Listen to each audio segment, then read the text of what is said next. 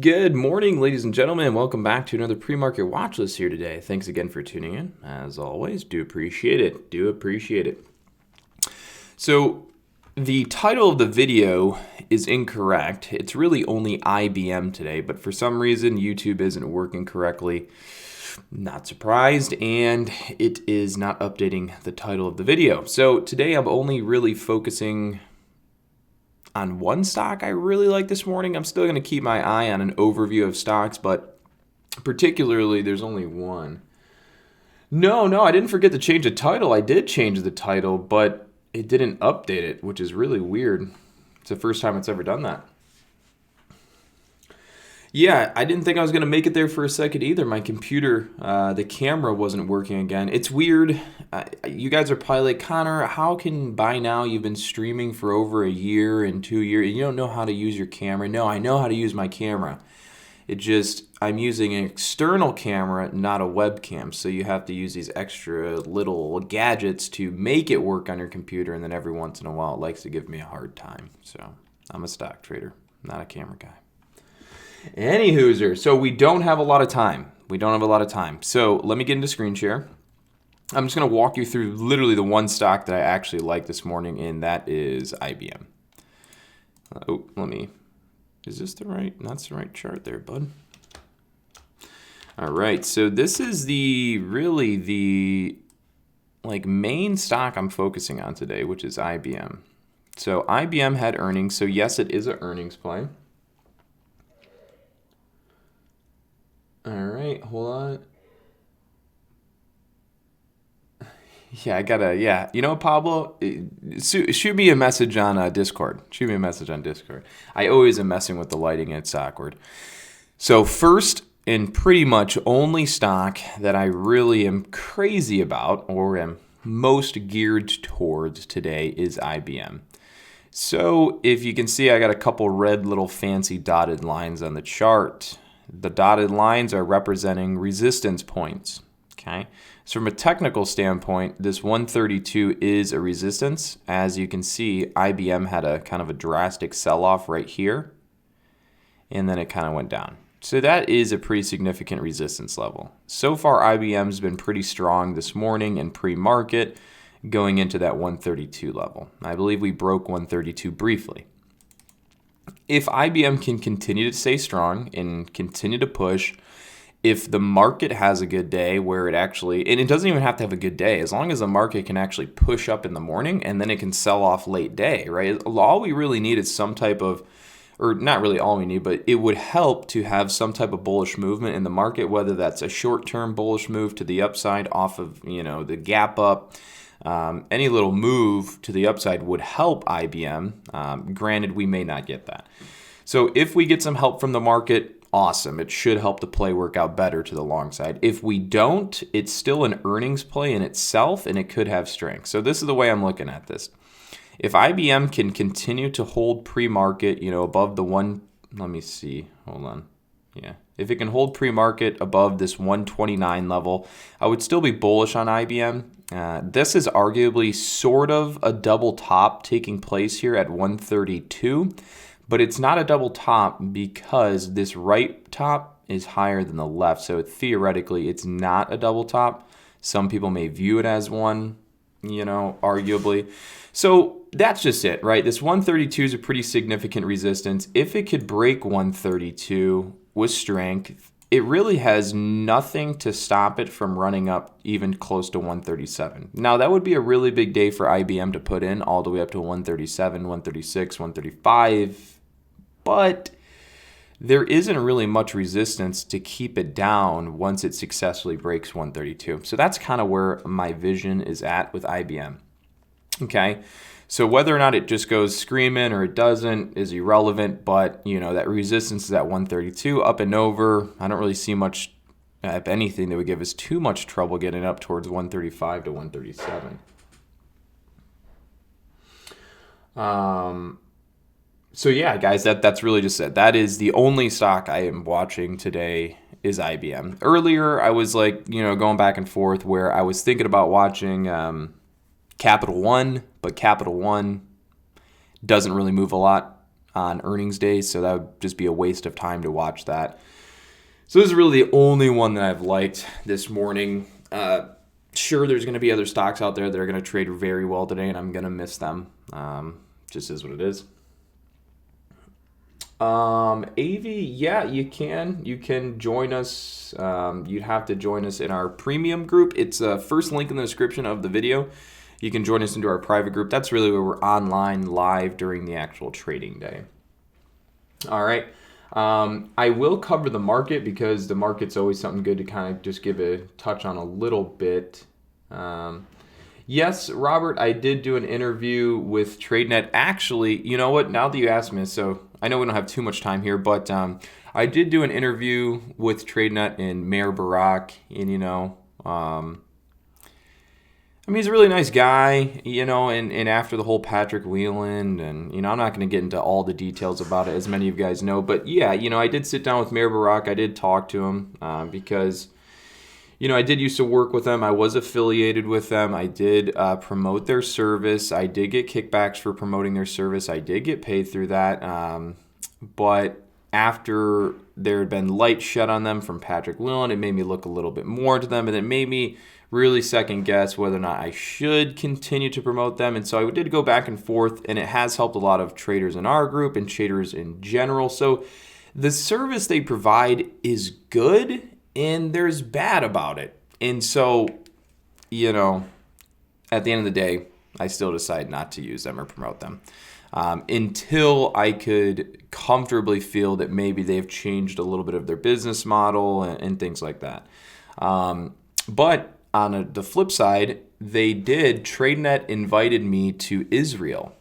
Yeah. So TradeNet invited me on an all-expense paid trip. They would fly me out to Israel for a couple days, show me their business and the kind of the insides, the behind the scenes of what they actually do there. So yeah, they did actually invite me to come out to Israel, to fly me out there on an all-expense paid trip. I have not yet decided whether or not I'm going to go. I have a super busy schedule, and going to Israel is that's not very close. It's pretty far away. So I don't know. I'll think about it. Right. So we won't get into that. We're not going to get into too much more on TradeNet, but I figured I would just come on and mention that. So let's see. The market. Let's talk on that real fast. SPY, SPY. All right, so yesterday we had that first kind of gap down in a while, then we had a pretty significant sell-off day in the market. Now it's starting to bounce pre-market. It makes sense. This level is pretty much the one to watch for. All right. If we were going to have a down day again, or the market's going to kind of stay bearish here, ideally it's going to stay below these levels right here. I'm going to mark them on the chart, which is 265 up until 265.20, right in that area. Right. So you can kind of see it is yesterday's pre-market channel. That is the resistance zone on the market. When it comes to the market, you never want to be too accurate. You don't want to try and be super accurate in terms of like exact pricing on the market, because it just doesn't work that way. So what makes me usually trade the market better or have a better sense is looking at the longer term picture or the bigger picture, and usually looking at like resistance zones or support zones, not necessarily like the pinpoint exact price, because let's be honest, on how often do you get the exact pinpoint accurate price? It doesn't usually happen. You're usually close, but not perfect. So that's why I tend to just look at it in respects to zones or areas where we'll probably see sellers or probably see buyers, and you tend to be a little bit more accurate that way. So for me, it's like, to see the market stay in this bearish move that we had yesterday, it would have to stay below 264.50 or 265.20, right in that area. Okay. Yeah, Christopher, you're right. Yeah, there is much less buying power you would have to use to buy options over the actual ETF. You're absolutely right.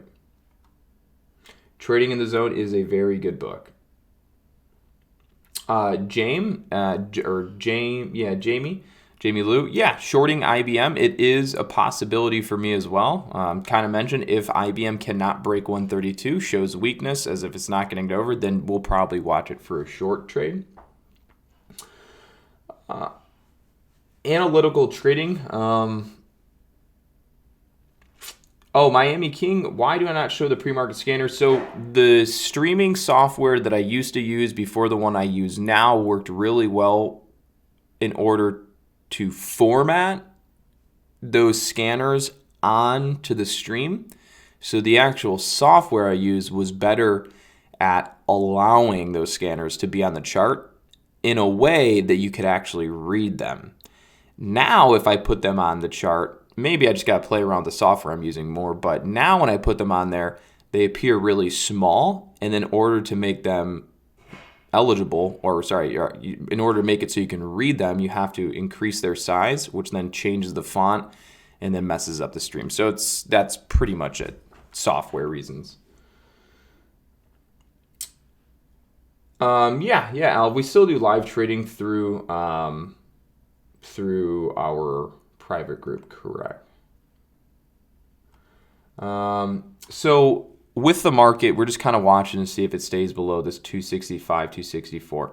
Right now, remember just the other day how he was really discussing, guys, that a lot of your bigger stocks are market dependent, right? So if you go and look at any of the stocks from yesterday, you'll see that most of them had sell-off days, and that's because the market was going lower. I'm going to take a few seconds, just kind of run through some earlier questions about some stocks. I want to just do a quick run through on maybe a couple things, and then I got to get going here.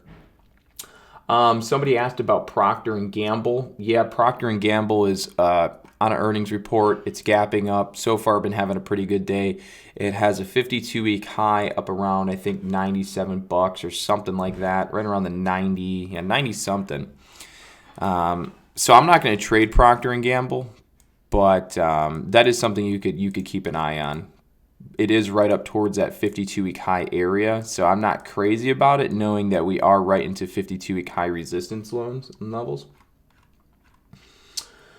ATHX I looked at earlier this morning. I wasn't crazy about it. I probably won't trade ATHX, and if you look at ATHX, you'll see that it never really spikes. So history shows us that the stock rarely ever goes on a big run or spikes, for that matter. AMD.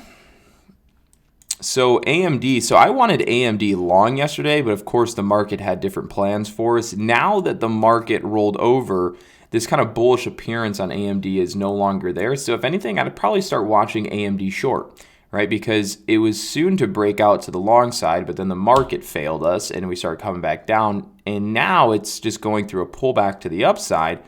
I would say watch AMD short here, if anything. Yep, I do keep an eye on the volatility index, so I know exactly just about how volatile the market is on any given day. Comcast, I'm not going to trade Comcast, but they did have their earnings report today. I don't trade JNUG, and I do not trade.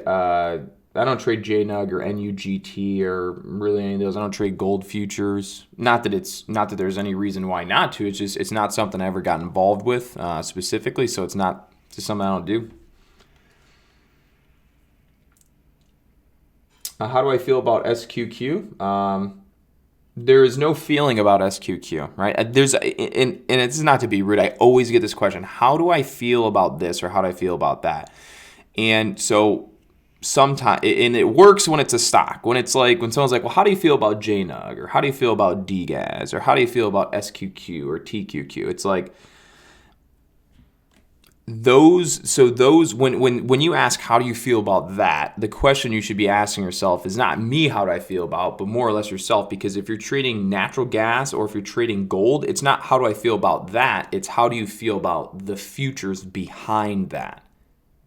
Okay? And then SQQ, right? that is an ETF that trades based off of the market. So it's not how do you feel about SQQ, it's how do you feel about the underlying index that trades for, right? So SQQ is tied into the NASDAQ, right? So how do you feel about the NASDAQ today? When the NASDAQ and the market opens and the NASDAQ's trading, how does the NASDAQ look? Does it look bearish? If it looks bearish, SQQ is going to be bearish, right? So how do I feel about DGAS and UGAS? I don't know. Whatever the futures are doing, that's what DGAS or UGAS are going to do. So it's not what do you think about DGAS, UGAS, JNUG this, right? It's how do you feel about the futures, or how do you feel about the actual underlying asset that those ETFs are trading for, okay? Because if you just analyze the ETFs in themselves, you'll be wrong, because your ETFs, you're not trading the ETF, you're really trading either the futures or you're trading the market. You're not really trading, you are trading that one, but you have to know what the other ones are doing to successfully trade those ones. So, and that's it, right? SQQ might be an inverse. I don't know. I don't really trade SQQ all that much. I am usually focused on, I've traded TQQ a couple times, but yeah, if one of them's an inverse, then you're going to do the opposite, right? So that's what I'm getting at. Whatever one you're trading, it's not what they're doing, it's what is the market doing, or what are those futures doing.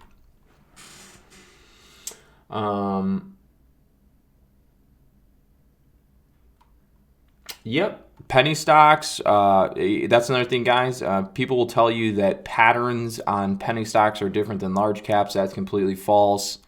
Patterns on penny stocks are same as patterns on big cap stocks. That's all the same.